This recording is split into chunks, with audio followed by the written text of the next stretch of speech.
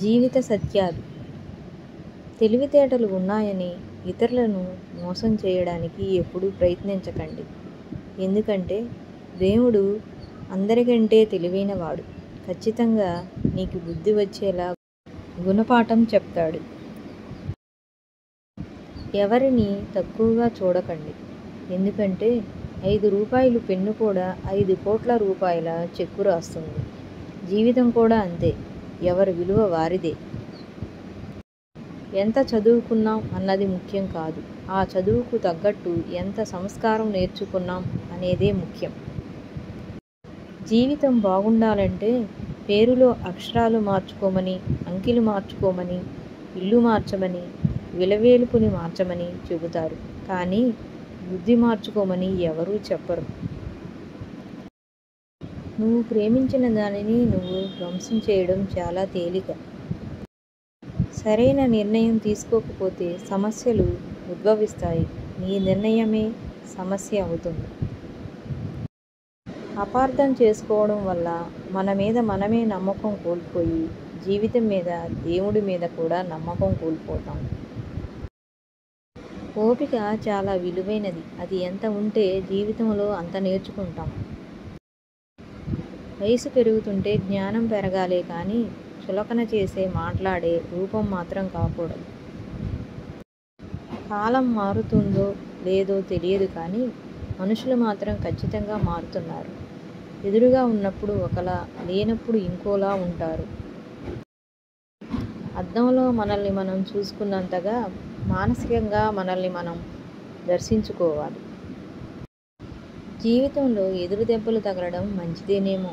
కాలికి దెబ్బ తగిలితే వెళ్ళేదారిలో ఇలా నడవాలో తెలుస్తుంది.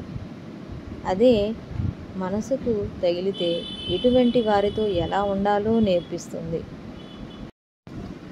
కోపంలో వచ్చిన మాటలను పట్టుకుంటే మనసు విరిగిపోతుంది. అదే కోపం వెనుక ఉన్న ఆ బాధను తెలుసుకుంటే ఆ బంధం నిలబడుతుంది.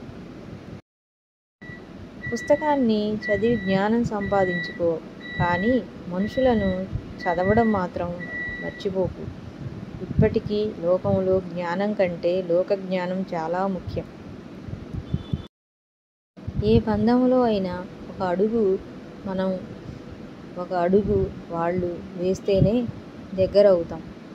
కానీ అన్ని అడుగులు మనమే వేస్తే చులకన అవుతాం.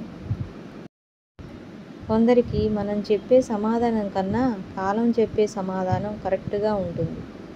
ఓపిక పట్టి చూడు. ఓపిక చాలా విలువైనది. చెట్టుకి డబ్బుకి మాటలు వస్తే ఆ రెండూ చెప్పే మాట ఒకటే. ఈరోజు నన్ను కాపాడుకో, రేపు నిన్ను కాపాడుతా. ఎవరి గురించి ఎక్కువగా ఆలోచించకు. అది మనశ్శాంతిని దూరం చేస్తుంది. ఏమి జరిగినా దైవ నిర్ణయం అని భావించు. మనసు ప్రశాంతంగా ఉంటుంది. గడిచిన కాలం చాలా బాగుంటుంది. ఎందుకంటే మళ్ళీ తిరిగి రాదు కాబట్టి. రాబోయే కాలం అందంగా ఉంటుంది.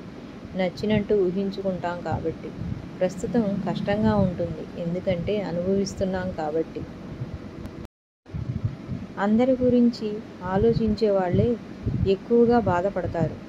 ఎవరు ఎలా పోతే మనకెందుకులే అనుకునేవారు హుందాగా, దర్జాగా ఉంటారు.